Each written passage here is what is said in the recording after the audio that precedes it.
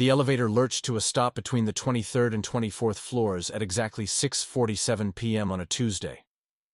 What happened in the next 24 hours would change everything I thought I knew about myself, my career, and the woman I'd been working under for 3 years without really seeing. Before we jump back in, tell us where you're tuning in from, and if this story touches you, make sure you're subscribed because tomorrow, I've saved something extra special for you. My name is Jefferson Blake, and I used to be the kind of guy who blended into office furniture. 28 years old, mid-level marketing analyst at Hartwell & Associates in downtown Chicago. The type who showed up early, stayed late, and somehow still managed to be invisible during every important meeting. I had perfected the art of being professionally unremarkable. That Tuesday started like every other day for the past 3 years. I arrived at the Millennium Tower at 7:30 a.m. sharp, grabbed my usual black coffee from the lobby cafe, and took the elevator to the 24th floor where our marketing department occupied half the building. The elevator was one of those sleek modern ones with mirrored walls and soft jazz playing overhead. Nothing that would prepare you for spending an entire day trapped inside it. Victoria Manning was already at her corner office when I walked past. She was always there first, always the last to leave. As the senior vice president of marketing strategy, she commanded respect from everyone in the building. At 34, she had climbed the corporate ladder faster than anyone in the company's history. Sharp suits, sharper mind, and a reputation for being brutally efficient. We'd worked on dozens of projects together, but our interactions were strictly professional. She'd assign tasks, I'd complete them, and we'd move on to the next deadline. I had developed what I thought was a comfortable working relationship with her over the years. She knew I was reliable, detail-oriented, and wouldn't bother her with unnecessary questions. I knew she valued precision and had zero tolerance for excuses. It worked for both of us, or so I believed. The day had been particularly grueling. We were preparing for the Morrison Industries presentation, a potential $20 million account that could make or break our quarterly numbers. Victoria had been in back-to-back meetings since morning, and I'd been buried in market research and competitor analysis reports. By 6:30 p.m., the office was nearly empty except for the usual suspects who practically lived there. I was packing up my laptop when Victoria appeared at my cubicle. She looked exhausted, which was unusual for someone who typically maintained perfect composure regardless of the circumstances. "Jefferson, I need those Morrison projections uploaded to the shared drive tonight. The presentation is the first thing tomorrow morning, and I want to review everything one more time before we present it to the board." "Already done," I replied, closing my laptop bag. "Uploaded them an hour ago, along with the backup scenarios you requested." She paused, seeming slightly surprised. "The backup scenarios too?" "Yes, ma'am. I figured you'd want alternatives ready in case they push back on the primary proposal." For a moment, something shifted in her expression, like she was seeing me for the first time instead of just another employee completing assigned tasks. But it was brief, replaced quickly by her usual professional demeanor. "Good. Thank you." She gathered her own materials. "I'm heading down now. Long day." We walked to the elevators together, something that had happened countless times before but somehow felt different that evening. Maybe it was the empty office, or the way the setting sun cast long shadows through the floor-to-ceiling windows. But there was a quietness between us that felt less like professional distance and more like two people who were simply tired. The elevator arrived, and we stepped inside. Victoria pressed the button for the parking garage level, and I hit the lobby button. The doors closed, and we began our descent. Then everything changed. The elevator shuddered violently, and the lights flickered. We dropped about 2 feet before the emergency brakes engaged with a grinding metal sound that made my teeth ache. The sudden stop threw us both off balance. Victoria grabbed the handrail, and I instinctively reached out to steady her, my hand briefly touching her shoulder before we both regained our footing. The lights went out completely. Emergency lighting kicked in a few seconds later, bathing everything in an eerie red glow. The elevator was dead still, suspended somewhere between floors in the heart of a 40-story building. Victoria immediately pressed the emergency call button. Nothing. She tried again, holding it down longer. Still nothing. "The power must be out," she said, her voice calm but with an edge I'd never heard before. I pulled out my phone. No signal. The building's steel and concrete structure made it nearly impossible to get cell reception in the elevators even under normal circumstances. Mine's dead too, she confirmed, checking her own device. We stood there in the red-tinted darkness. Two people who had shared professional space for 3 years, but had never really been alone together. The air conditioning had stopped with the power, and I could already feel the space getting warmer. Victoria moved to the control panel, pressing every button methodically. The alarm button, the door open button, even trying different floor selections. Nothing responded. The building maintenance crew should notice soon, I said, trying to sound more confident than I felt. They'll have us out in no time. She turned to look at me, her face serious in the emergency lighting. Jefferson, it's almost 7 p.m. on a Tuesday. Most of the building is empty, and if the power's out, their systems are probably down too. The reality began to sink in. We weren't just momentarily stuck. We could be here for hours. Victoria sat down on the elevator floor, leaning against the back wall. After a moment's hesitation, I did the same, positioning myself against the opposite wall, so we were facing each other in the small space. Well, she said, loosening her blazer slightly. This wasn't exactly how I planned to spend my evening. I couldn't help but smile at that. Not exactly a typical Tuesday night. For the first time in 3 years, Victoria Manning smiled back at me. Not the polite, professional smile she gave during meetings or the brief acknowledgement when passing. In hallways. This was different. Genuine, almost amused by the absurdity of our situation.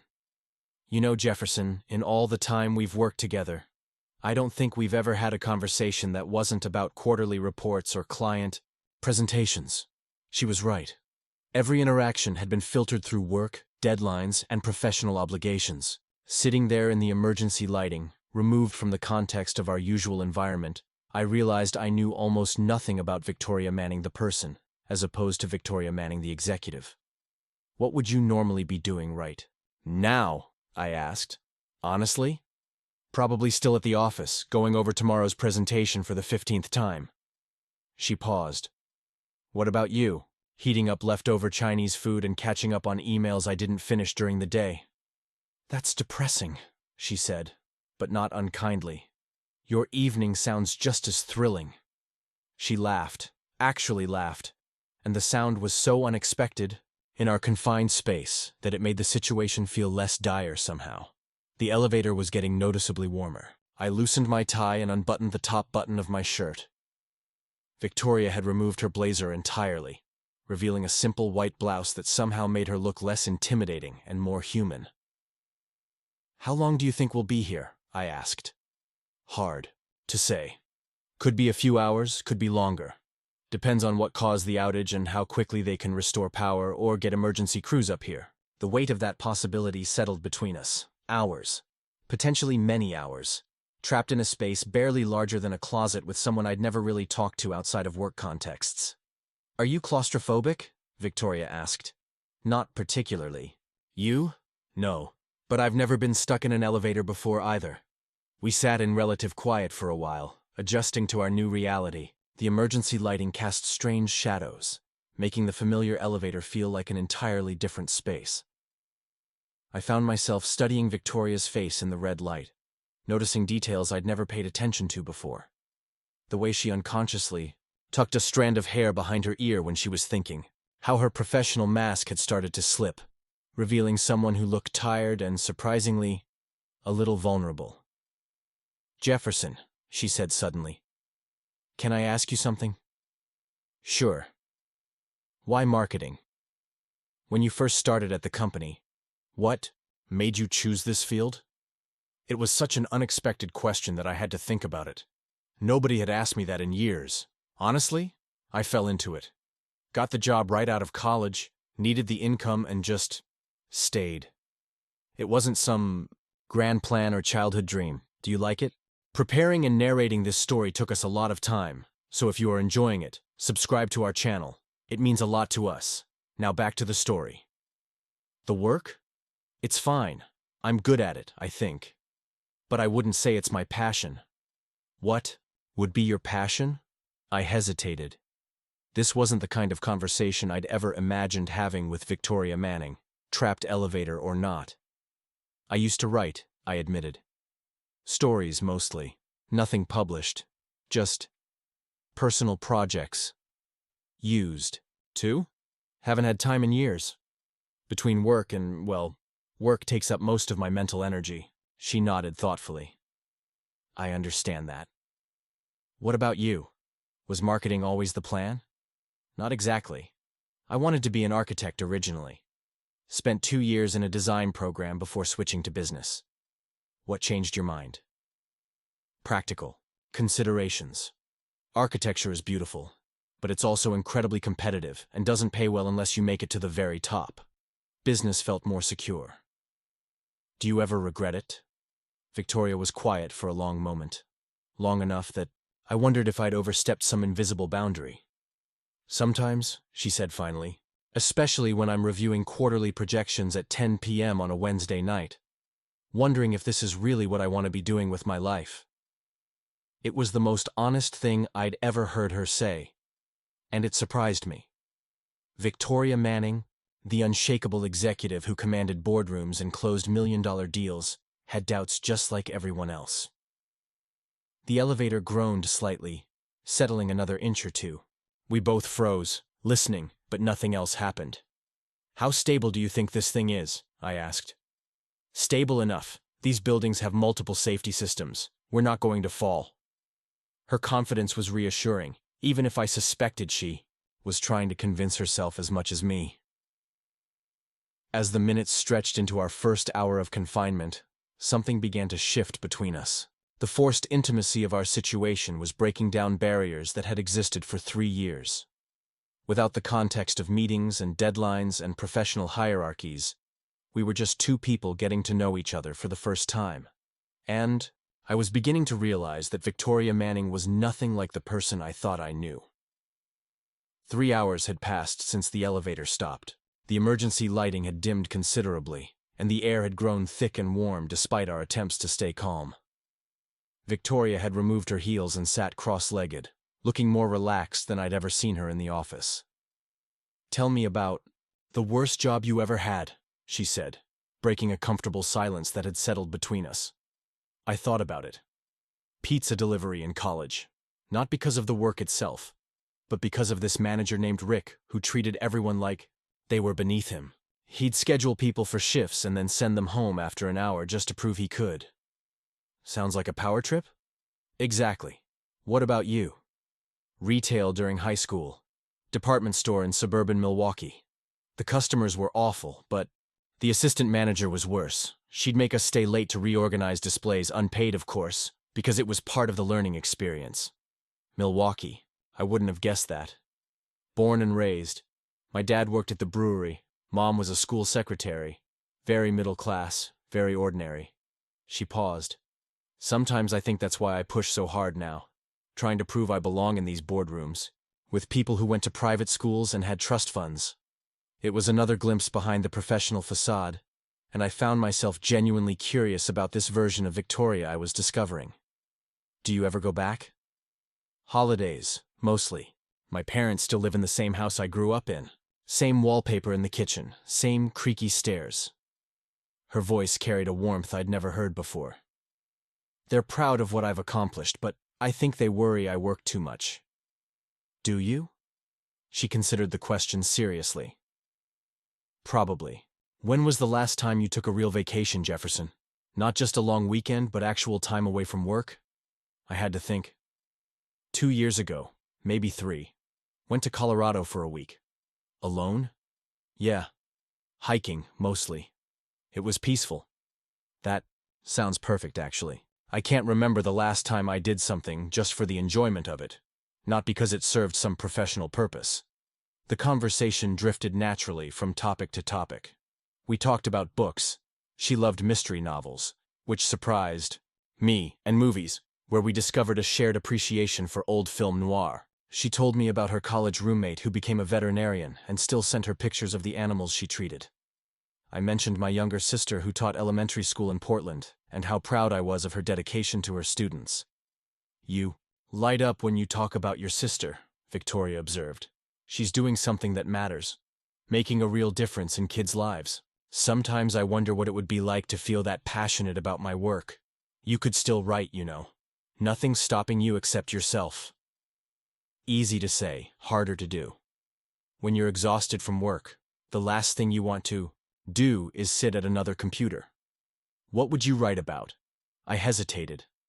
We'd moved beyond small talk into territory that felt more personal than anything I'd shared with coworkers before. People, mostly. The way they hide parts of themselves, even from people they see every day. How you can work next to someone for years and never really know them.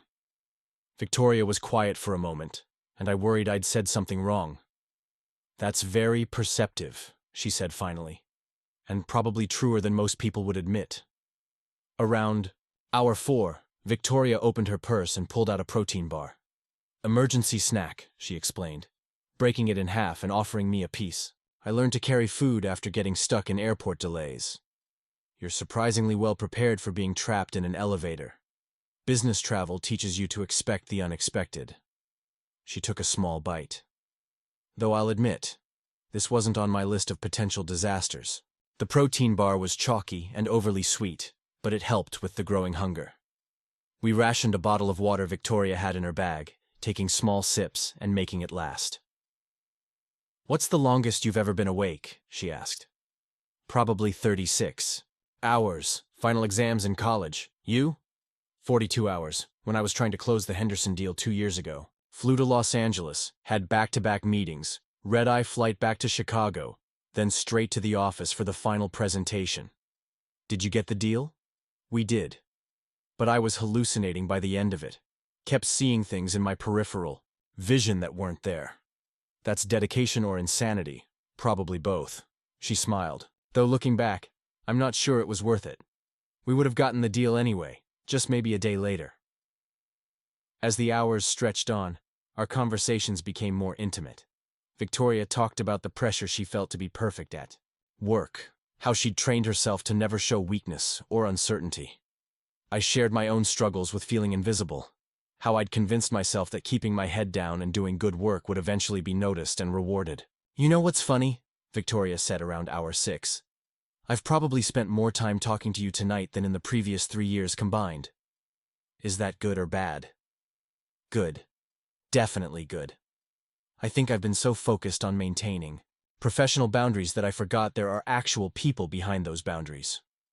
The emergency lighting flickers occasionally, reminding us of our precarious situation. But instead of increasing anxiety, these moments seem to draw us closer together.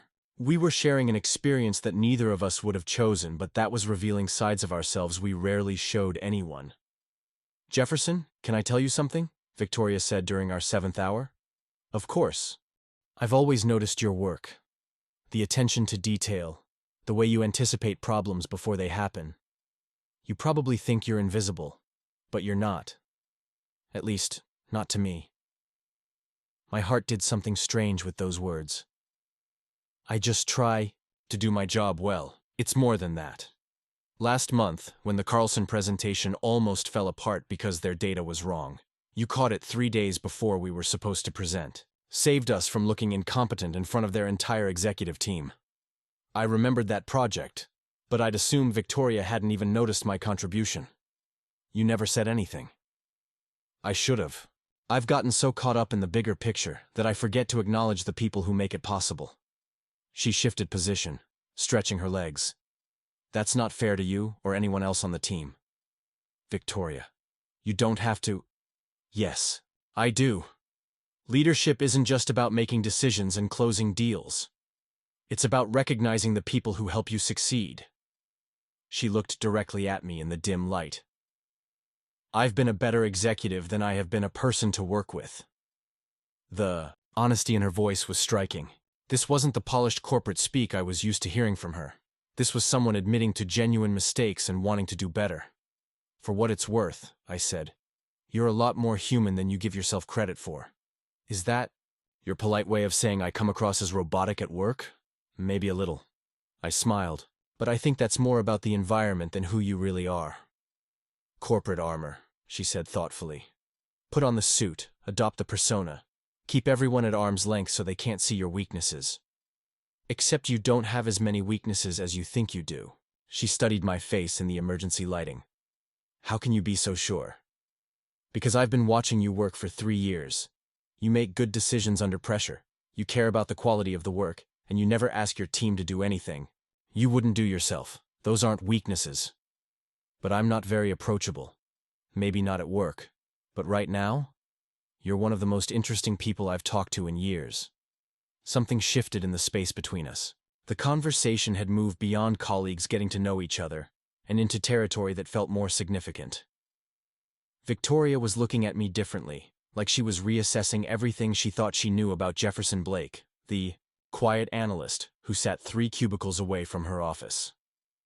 Hour 8 brought a new challenge.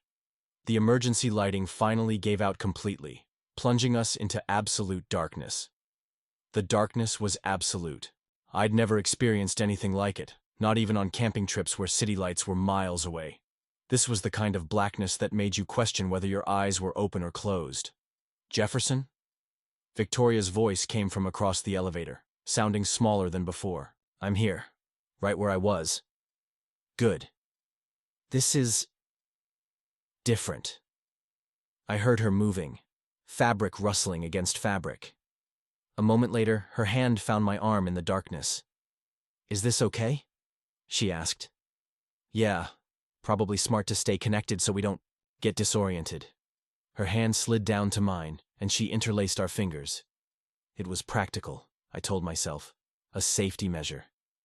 But the warmth of her palm against mine sent electricity up my arm that had nothing to do with practicality. Tell me something I can't see, she said. What do you mean? A story. Paint me a picture with words. Help me forget we're sitting in a metal box suspended 40 feet above the ground. I thought for a moment, then began describing the hiking trip I'd mentioned earlier. The way morning mist clung to the mountains.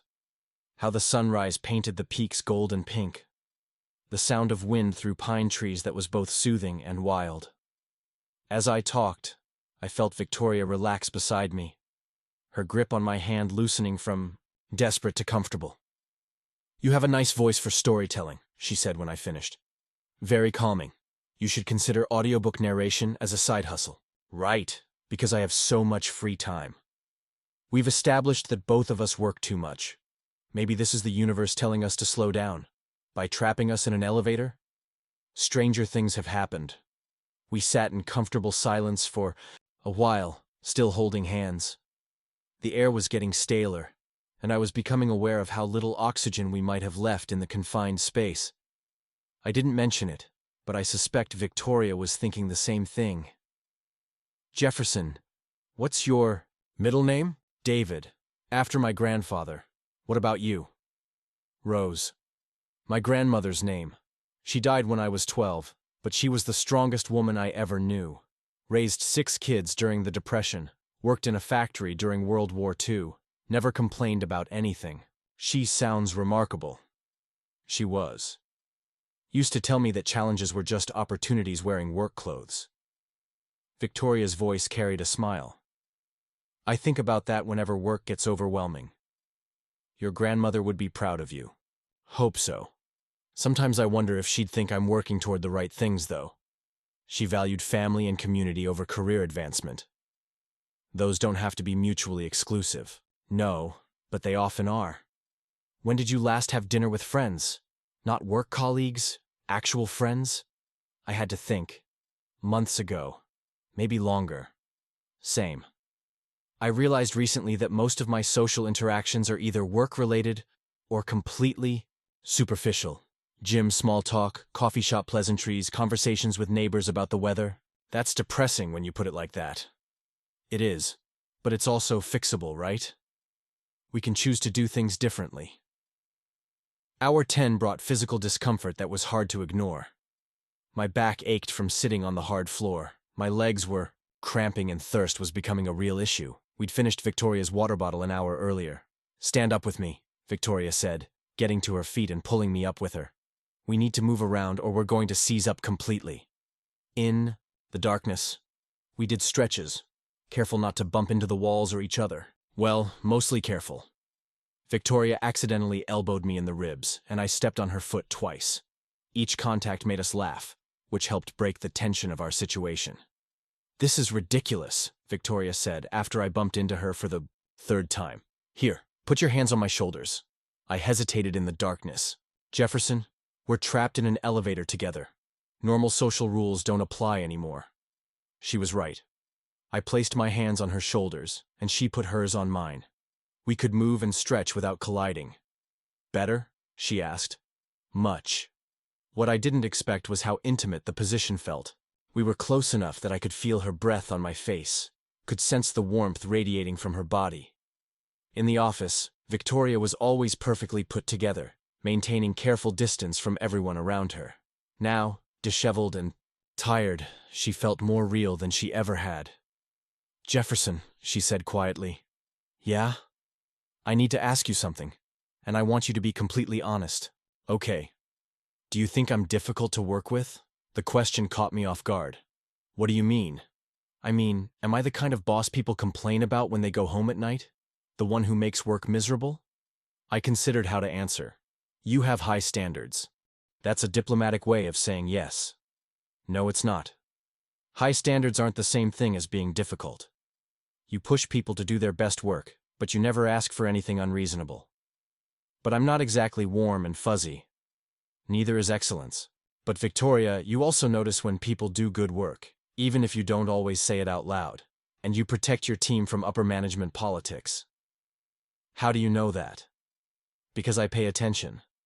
Last quarter, when Roberts from Finance wanted to blame our department for the Westfield budget overrun, you shut it down in the meeting and took responsibility yourself, even though it wasn't really our fault. Victoria was quiet for a moment. I didn't think anyone noticed that.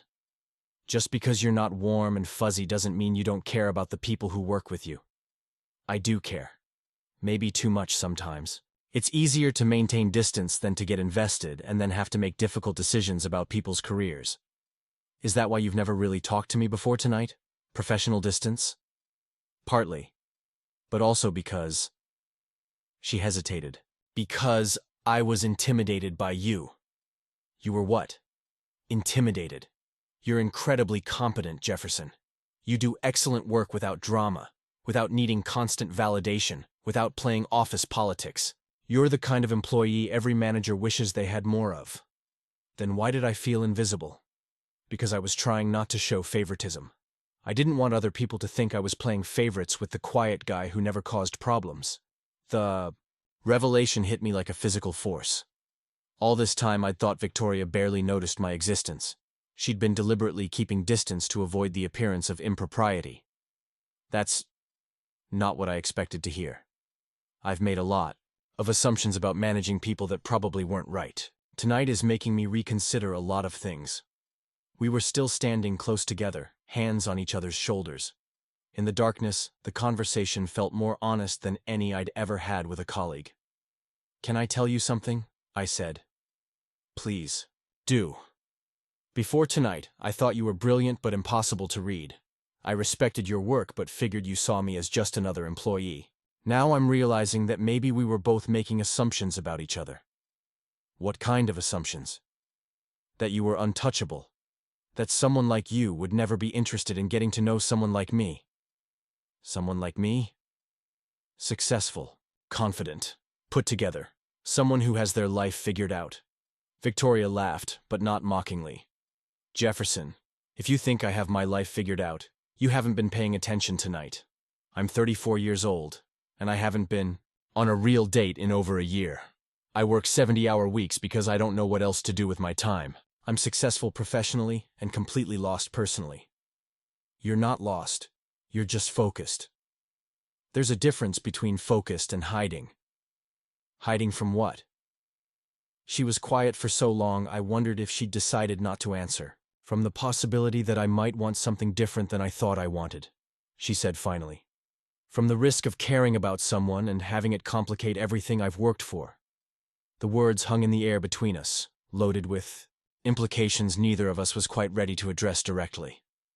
Hour 12 brought the sound we'd been hoping for. Voices in the elevator shaft. The voices grew louder, echoing through the elevator shaft. We could hear equipment being moved, instructions being shouted between floors.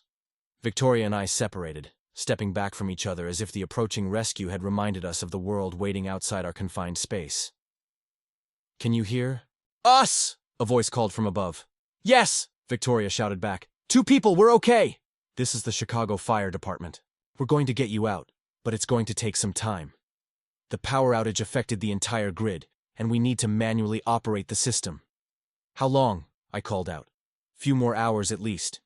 Can you tell us your condition? Any injuries? Medical issues?" "We're fine," Victoria responded. "Just tired and thirsty. We'll get water down to you as soon as we can access the shaft properly. Hang tight." The voices faded as the rescue team moved to a different floor, presumably to assess the situation from multiple angles. We were alone again, but something had changed. The knowledge that rescue was coming shifted the dynamic between us. "Few more hours," Victoria said, settling back down onto the floor. "Feels weird knowing they're out there now." "Yeah, like we're not completely cut off from the world anymore." We sat in the darkness, but the comfortable intimacy from before felt different now. More fragile, like something that might disappear once the elevator doors opened and we returned to our normal lives. "Jefferson, what happens when we get out of here?" The question I'd been avoiding thinking about. "What do you mean?" "Tomorrow morning, we go back to work. We sit in meetings together, discuss quarterly projections, review client presentations. Do we pretend this never happened? Do you want to pretend it never happened?" "No, but I don't know how to navigate this either. Office relationships are complicated, especially between managers and direct reports." "Is that what this is? An office relationship?" Victoria was quiet for a moment. "I don't know what this is yet, but it's something, isn't it?" It was something. Exactly what, I couldn't define, but the connection we'd formed over the past 12 hours felt too significant to dismiss. "Victoria, can I ask you something personal?" "I think we're past the point of asking permission for personal questions." "What did you mean earlier when you said you were hiding from the possibility of wanting something different?" She sighed. "I've spent the last 10 years building a very specific life. Career-focused, independent, successful by traditional measures. I told myself that was enough, that I didn't need or want the complications that come with letting people get close. But sitting here with you, having actual conversations about things that matter, I'm realizing how lonely that life has become. I've been so focused on what I thought I should want that I never considered what I actually wanted." "And what do you actually want?" "Connection, real conversations, someone who sees me as more than just a position on an organizational chart." She paused. "What about you? What do you want?" The question forced me to confront truths I'd been avoiding for years. I want to feel like what I do matters, not just professionally but personally. I want someone to care whether I come home at night, someone who's interested in my thoughts about things beyond work. That doesn't seem like too much to ask. Maybe not. But it requires taking risks, putting yourself out there, being vulnerable with people, which neither of us is particularly good at. Speak for yourself. You've been pretty vulnerable tonight, only because we're trapped in a metal box with no choice but to be honest. A new sound interrupted our conversation, mechanical grinding from above. The rescue team was working on something, probably trying to access the elevator machinery. "Victoria, I need to tell you something." "What?" "I've had a crush on you for about 2 years. The admission came out before I could stop myself.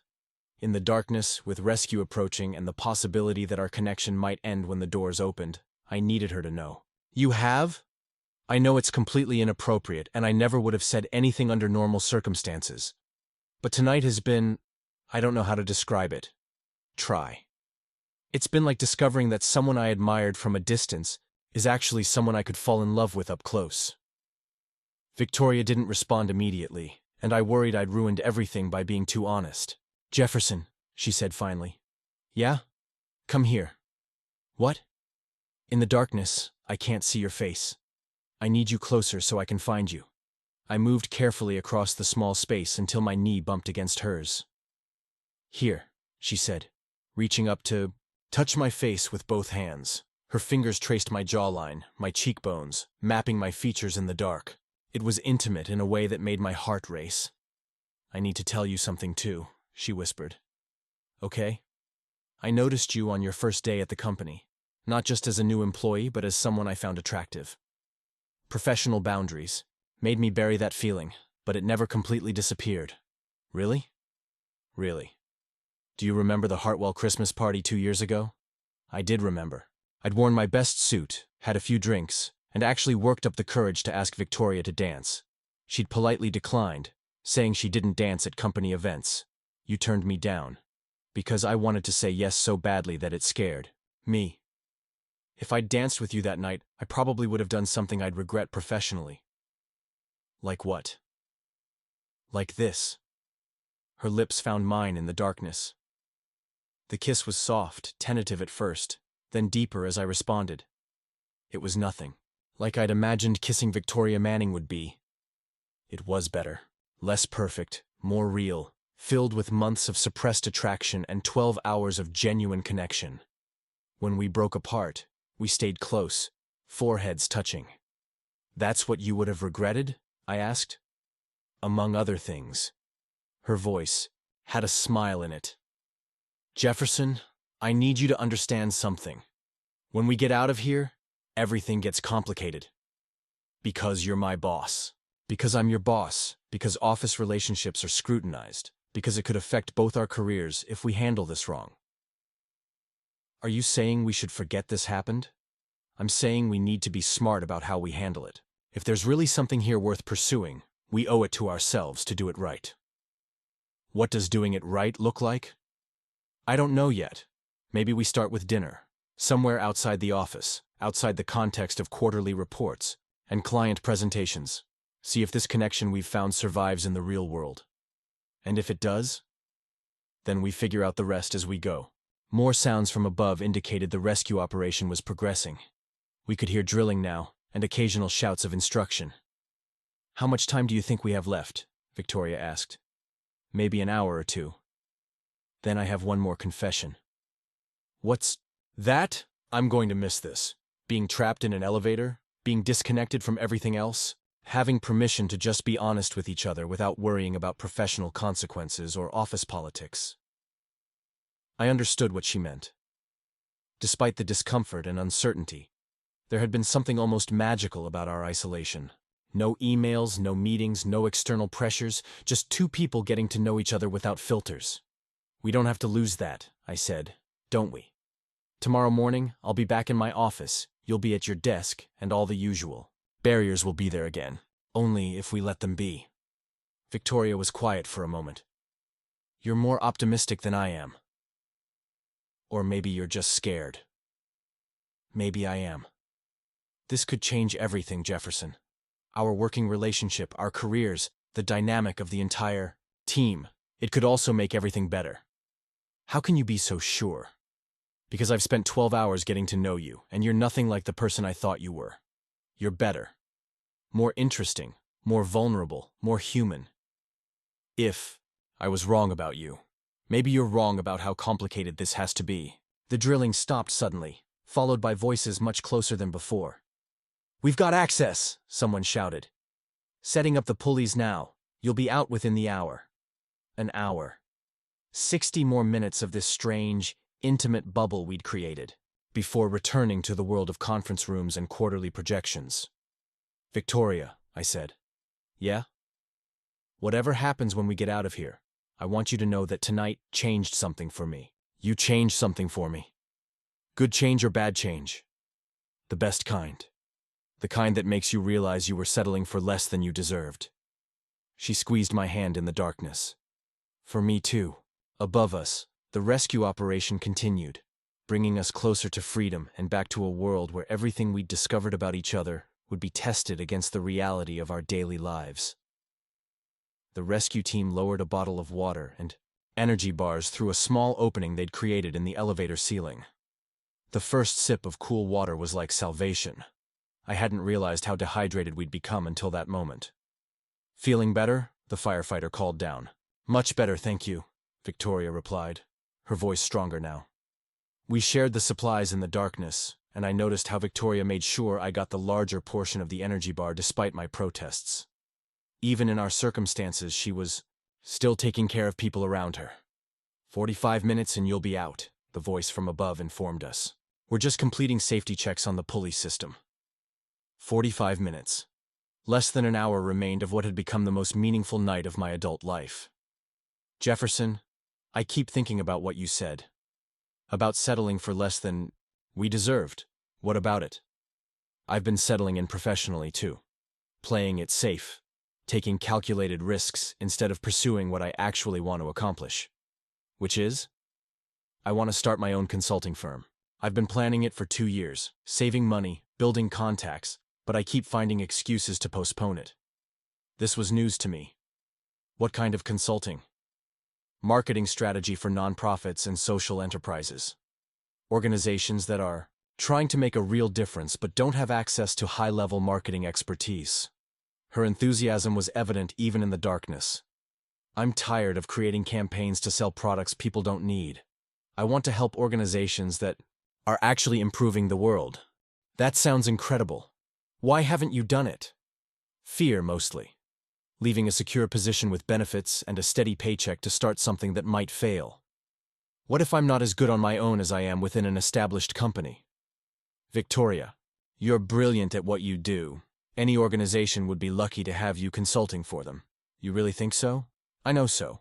The way you handled the Morrison presentation, how you turned around the Jenkins account when they were ready to fire us, your strategic thinking on the Peterson campaign.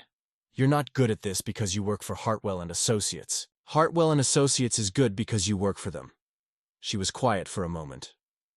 No one's ever put it that way before. Maybe because no one else has been paying as close attention as I have. Is that what you were doing?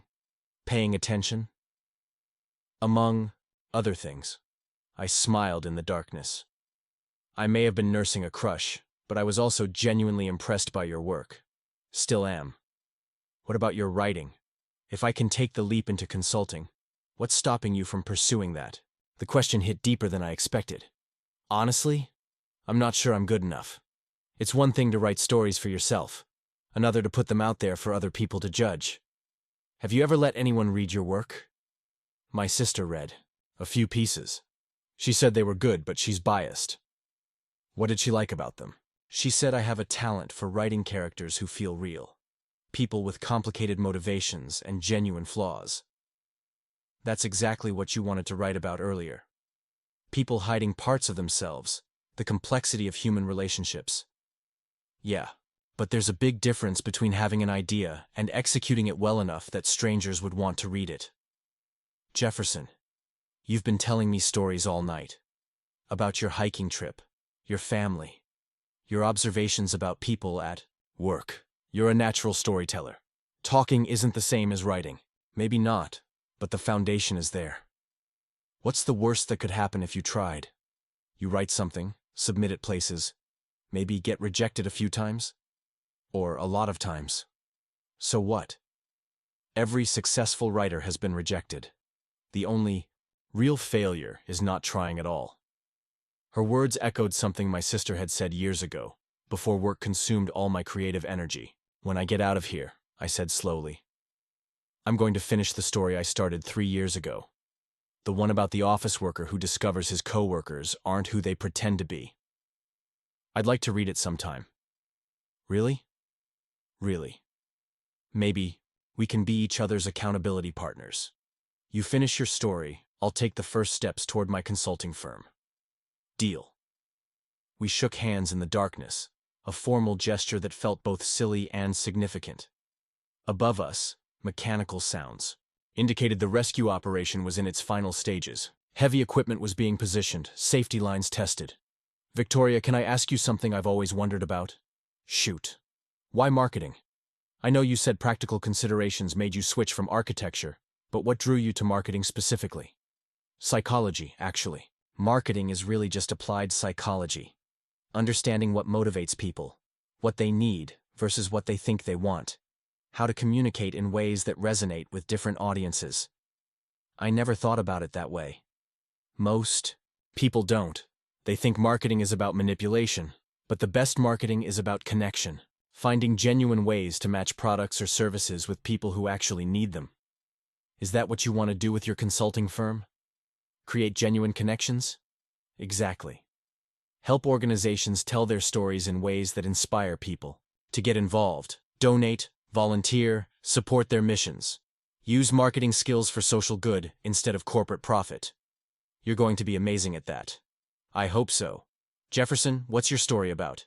The one you're going to finish? I hesitated. The story had been inspired by my own feelings of invisibility at work, but explaining that felt too close to our current situation. It's about a guy who works in an office where everyone seems perfect on the surface. Great at their jobs, successful, put together. But he starts noticing small things that don't add up. Little inconsistencies in their stories. Moments when their masks slip. Sounds intriguing. What does he discover? That everyone is hiding something. The confident manager is deeply insecure about her qualifications. The smooth-talking salesman has crippling social anxiety. The seemingly perfect administrative assistant is writing a novel that's more brilliant than anything the published authors on staff have produced. And the main character? He realizes he's been hiding too. Pretending to be content with his ordinary life when he actually has dreams and ambitions he's been too scared to pursue. Victoria was quiet for a moment. Art imitating life? Maybe. Or life imitating art I haven't written yet. Either way, it sounds like a story worth telling. Heavy footsteps on the elevator roof interrupted our conversation. Bright flashlight beams penetrated the darkness through the opening above. "Okay, folks, we're ready to get you out of there," a firefighter called down. "We're going to lower a harness. Who wants to go first?" Victoria and I looked at each other in the sudden illumination. After nearly 14 hours in darkness, the light was almost painful. But more jarring was seeing Victoria clearly again. Disheveled hair, wrinkled clothes, smudged makeup. She looked tired and human, and absolutely beautiful. "You go first," I said. "Are you sure?" "I want to make sure you get out safely," she smiled. The first time I'd seen her face while she smiled at me. Ever the gentleman. The harness descended, and Victoria stood to put it on. The rescue was happening quickly now, efficiently, professionally. Within minutes, she'd be pulled up through the opening, and our strange, intimate bubble would be permanently broken. "Jefferson," she said as the firefighter above prepared to lift her. "Yeah? Don't let this end here, okay? What we've discovered about each other, what we've talked about. Don't let the real world make you forget it was real." "I won't if you won't. Promise me something." "What?" "Promise me that tomorrow, when we're back at work, you won't go back to being invisible. I see you now, and I don't want to unsee you." The words hit me with unexpected force. Victoria Manning, Senior Vice President of Marketing Strategy, was asking me not to disappear back into the background of office life. "I promise," I said. "But only if you promise not to put your armor back on completely. The person I've been talking to all night. I want to know her at work too." "Deal." The firefighter above began pulling Victoria up toward the opening. As she rose toward freedom, she looked down at me one last time. "Jefferson," she called. "Yeah?" Her voice carried clearly through the elevator shaft, reaching not just me, but undoubtedly the rescue workers above. "How could I have overlooked you for so long?" Victoria's words echoed through the elevator shaft as she disappeared through the opening above. The rescue workers heard every syllable, and I could hear murmured conversations that suggested her declaration hadn't gone unnoticed. In a matter of seconds, what had been our private revelation was now public knowledge, at least among the Chicago Fire Department. The harness descended again, and within minutes, I was being pulled up through the darkness toward a circle of lights and concerned faces. Fresh air hit me like a physical embrace as I emerged onto the 24th floor, where a small crowd of emergency responders, building maintenance staff, and late-working employees had gathered. Victoria stood nearby, wrapped in an emergency blanket, talking to a paramedic who was checking her vital signs. When she saw me emerge from the elevator shaft, her face lit up with relief and something else. Something that looked like pride. "Both victims are out safely," the fire chief announced to his team. "Good work, everyone. Victims." After 14 hours of the most meaningful conversation of my life, being called a victim felt strange. I'd been trapped, yes, but I'd also been freed in ways that had nothing to do with elevator mechanics. A paramedic approached me with a blanket and a clipboard. "How are you feeling? Any chest pain, difficulty breathing, dizziness?" "I'm fine. Tired, thirsty, but fine. We're going to take you both to the hospital for observation." Standard procedure for prolonged confinement. Is that necessary? Victoria asked, appearing beside me. We feel okay. Company policy. Just a few hours for monitoring. Make sure there are no delayed effects from the stress or dehydration. As we were led toward the stairwell, the elevators obviously being out of service, Victoria and I walked side by side but didn't speak. Too many people around. Too many ears listening. The intimacy we'd shared in the darkness felt fragile in the harsh fluorescent lighting of the office building. The hospital was a blur of paperwork, basic medical tests, and IV fluids to combat dehydration. Victoria and I were placed in adjacent beds in the emergency department, separated by a thin curtain that provided the illusion of privacy, but no real barrier to conversation. "How are you holding up?" she asked quietly. "Weird being around this many people after 14 hours of just us. I know what you mean. Everything feels too bright, too loud." A nurse appeared to check on me, asking routine questions about pain levels and symptoms. When she left, Victoria spoke again. "Jefferson, about what I said up there. You mean asking how you could have overlooked me for so long?" "Yes. I didn't mean for it to be so public. Are you regretting it?" "No. But I'm aware that by tomorrow morning, word is going to spread through the building that something happened between us in that elevator." She was right. Office gossip traveled faster than quarterly earnings reports, and Victoria's emotional declaration to the rescue workers would be common knowledge by lunchtime. "Does that worry you?" I asked. "It complicates things." "But Jefferson, I meant what I said. I have overlooked you, and I don't want to anymore." Dr. Martinez, the attending physician, appeared to discharge us around 6 a.m. We were both dehydrated but otherwise fine, cleared to return to normal activities with instructions to drink plenty of fluids and get rest. Outside the hospital, dawn was breaking over Chicago. The city was waking up, beginning another ordinary Tuesday that would be anything but ordinary for us. "Can I drive you home?" Victoria asked. "My car is still in the parking garage at work." "Mine too. I'll call a cab for both of us." During the 20-minute ride to my apartment building, we sat quietly in the back seat, both lost in thought. The intimacy from the elevator felt distant now, like something that might have been a dream, if not for the very real exhaustion in our bones. "Jefferson," Victoria said as the cab pulled up to my building. "Yeah? Are we going to be okay? I mean, at work? With everything that's changed?" "I think so." "Are you having second thoughts?" "Not about what happened between us, but about how to handle it professionally. Victoria, we're both adults. We'll figure it out." She smiled, but I could see uncertainty in her eyes. "Get some sleep. I'll see you at the office." "What time are you planning to go in?" "Probably around noon. Give people time to process whatever rumors are already starting." I leaned over and kissed her cheek, a gesture that felt both natural and revolutionary. "See you at noon." At my apartment, I showered, changed clothes, and tried to sleep, but my mind was racing. Everything about my life had shifted in 14 hours, and I wasn't sure how to process it all. The woman I'd admired from a distance was now someone I'd shared my deepest thoughts with. The job I'd been going through the motions at suddenly felt like a place where real connection was possible.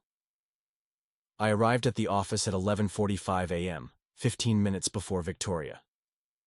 The Morrison Industries presentation had been postponed due to our incident, which bought us some time to adjust to being around each other in a professional context.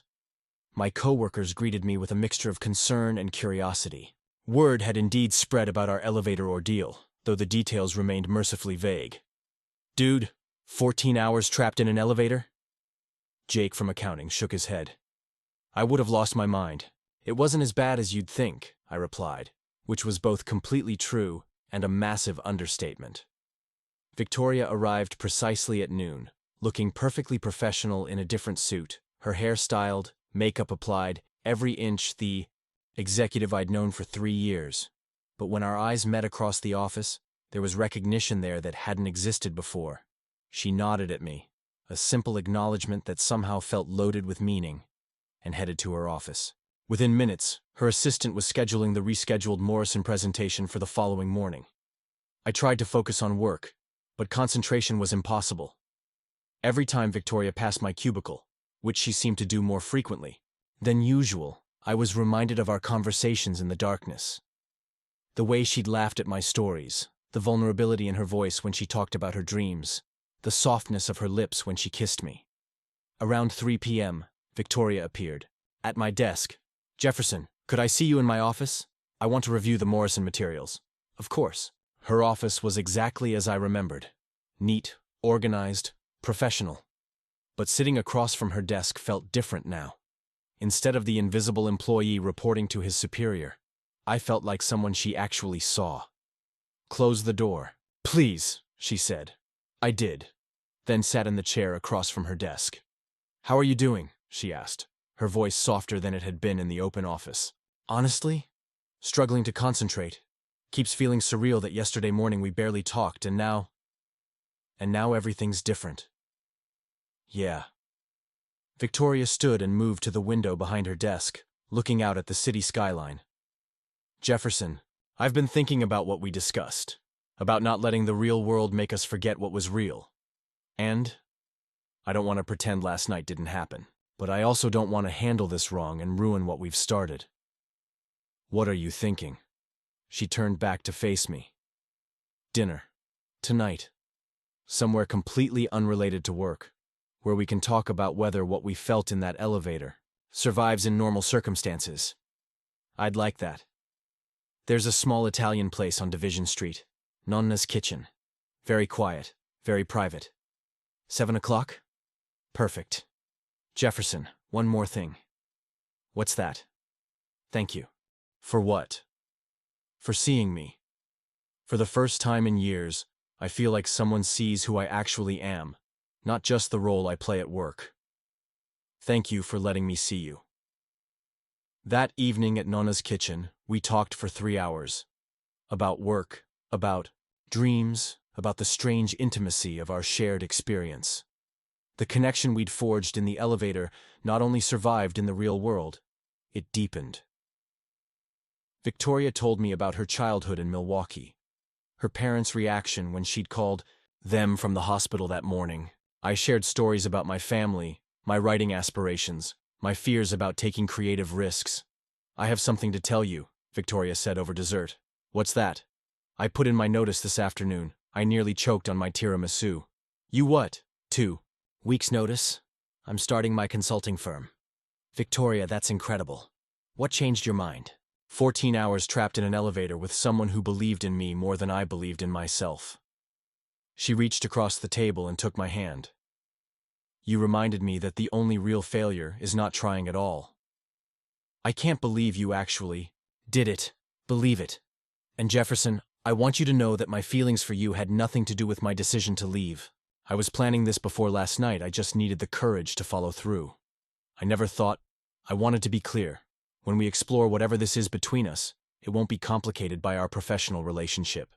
6 months later, Victoria's consulting firm had landed 3 major non-profit clients, and my short story had been accepted for publication in a literary magazine. We were sitting in the same Italian restaurant celebrating both achievements. "Do you ever think about that night?" Victoria asked. "Every day. It changed everything for me." "For me too. You know what's funny?" "What?" "I spent 3 years trying to maintain professional distance from you, and it took getting trapped in an elevator to realize that the person I was keeping at arm's length was exactly the person I'd been looking for." "How could you have overlooked me for so long?" I asked, echoing her words from that night. "I have no idea," she said, smiling. "But I'm never making that mistake again." We were married a year later, in a small ceremony in Victoria's hometown of Milwaukee. Her parents loved the story of how we met, though we edited out some of the more intimate details. My sister officiated, and in her speech, she mentioned that sometimes the best love stories begin in the most unexpected places.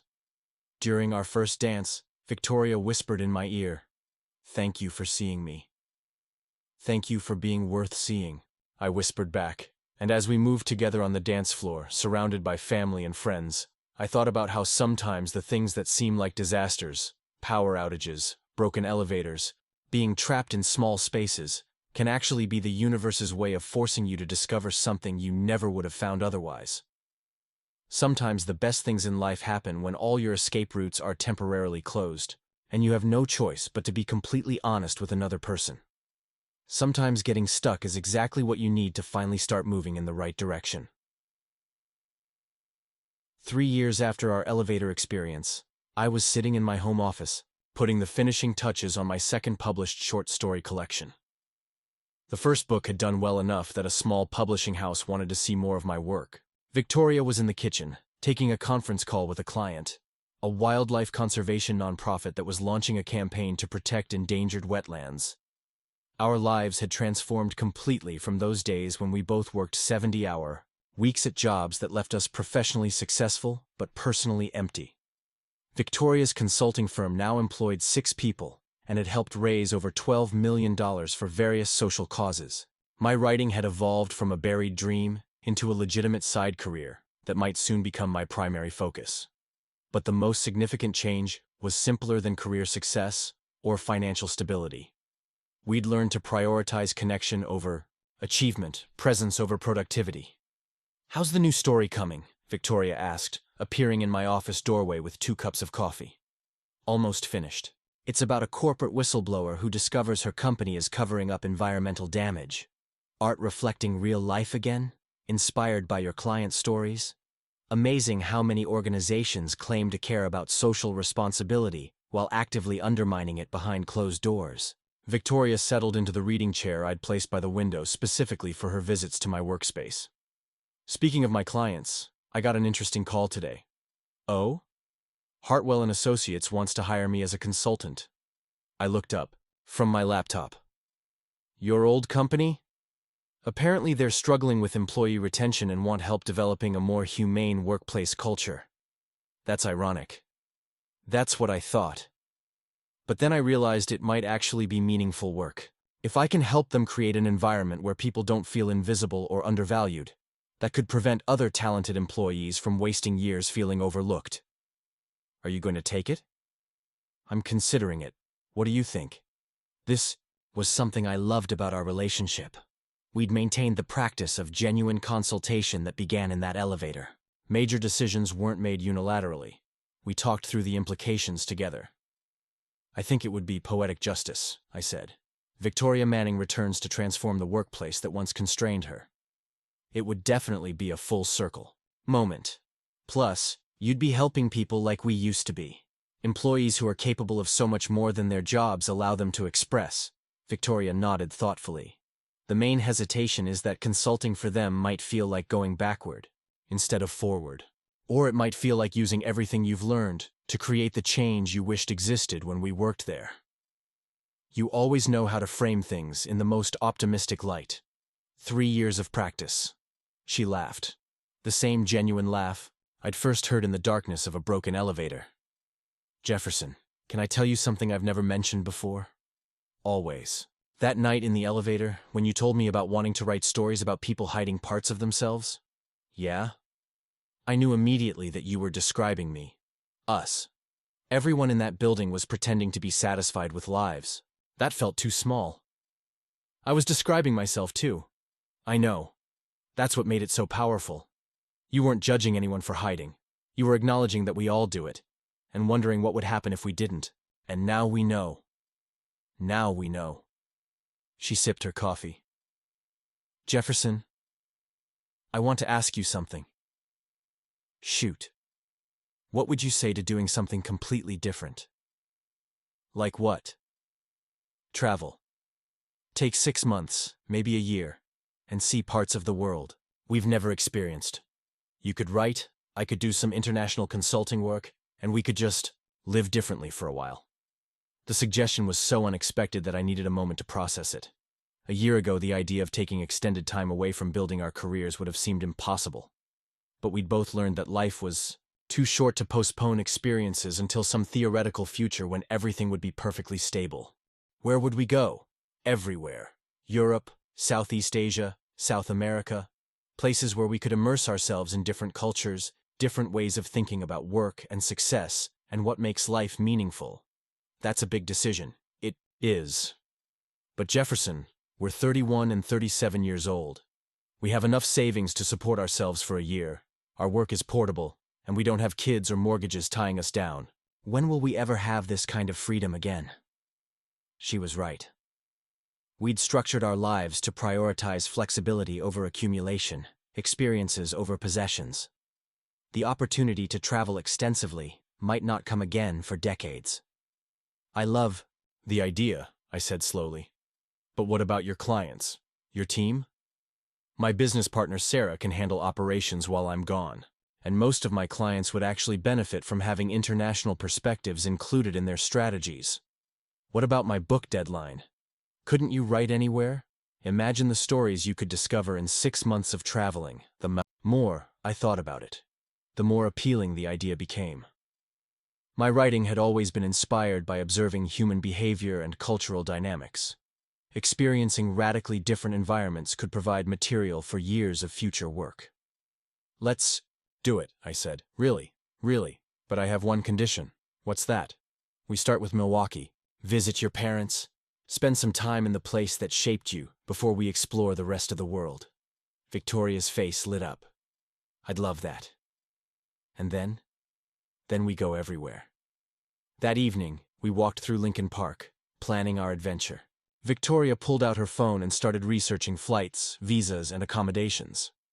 I found myself getting excited about the prospect of writing in coffee shops in Prague, co-working spaces in Bangkok, libraries in Buenos Aires. Jefferson, do you ever think about what would have happened if that elevator hadn't broken down? Sometimes. But honestly, I think we would have found each other eventually. What makes you say that?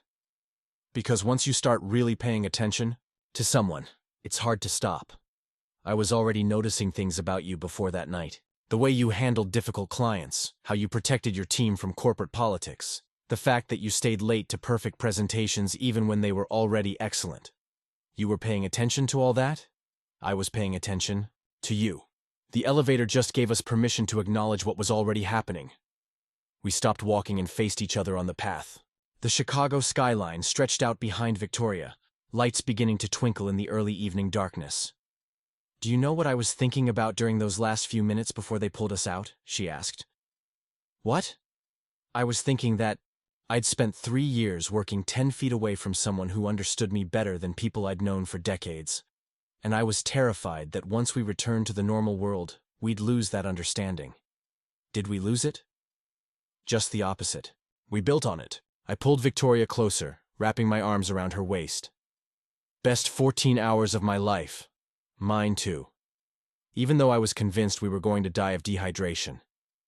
We almost did die, just not the way we expected. How did we almost die? We almost died as the people we were before that night. The ones who were settling for less, hiding from what we really wanted, convinced that meaningful connection was too risky to pursue. Victoria stood on her tiptoes and kissed me, soft and sure in the gathering darkness. I'm glad those people died, she whispered against my lips. Me too. As we walked home, hands intertwined, I thought about the strange mathematics of love and chance. How many elevators break down every day? How many people are trapped together in small spaces, forced into proximity and honesty? Most of those situations probably end with relief, apologies for awkwardness, and promises to forget the discomfort of involuntary intimacy. But sometimes, rarely, those situations reveal that two people have been looking for each other without knowing it. Sometimes being trapped is the only way to discover that you're exactly where you belong. 6 months later, I was writing postcards from a cafe in Florence while Victoria conducted video calls with clients from our small apartment, overlooking the Arno River. The year of travel had been everything we'd hoped, challenging, inspiring, transformative. But the most important discovery was simpler. Home wasn't a place. It was the person sitting across from you, sharing coffee and conversation and the quiet satisfaction of a life built intentionally. Sometimes the best things in life begin with mechanical failure and emergency lighting.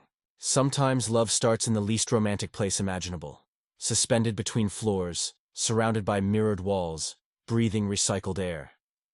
Sometimes the universe has to trap you in a small space with exactly the right person before you realize you've been overlooking the most important thing that was right in front of you all along. Up next, you've got 2 more standout stories right on your screen. If this one hits the mark, you won't want to pass these up. Just click and check them out. And don't forget to subscribe and turn on the notification bell so you don't miss any upload from us.